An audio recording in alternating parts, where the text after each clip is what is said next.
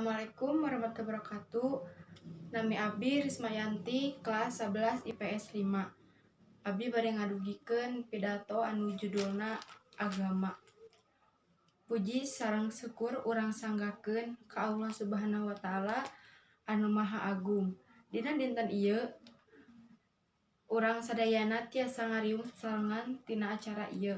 Hadirin anu dipika hormat, beriman kana kodo jeung qadar seueur manfaatna.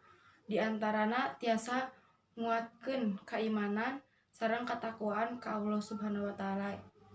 Salain ti eta tiasa oge nyadarkeun urang yen sagala perkara anu kajadian anu aya di bumi ieu teh tos diatur ku Allah Subhanahu wa taala. Matak ayana kodo jeung qadar ieu teh bisa numbuhkeun kateguhan hate sareng kasabaran urang.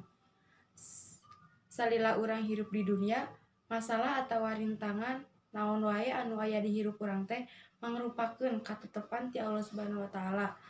Jadi urang teh kudu tawakal da sagala rupina ge tos aya ti Allah Subhanahu wa taala.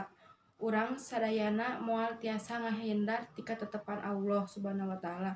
Deuk nu hade, deuk anu goreng. Sadayana tos diatur ku Maha Kawasa. Iman kana tak kodo jeung qadar jeung ieu teh tiasa numbuhkeun kanikmatan ti Allah Subhanahu wa taala sareng ngadorong urang bersyukur ka Allah Subhanahu wa taala salawasna. Mung sakieu anu ku abdi didugikeun, upami aya cariosan anu marna dina hate abdi nyuhunkeun dihapunten.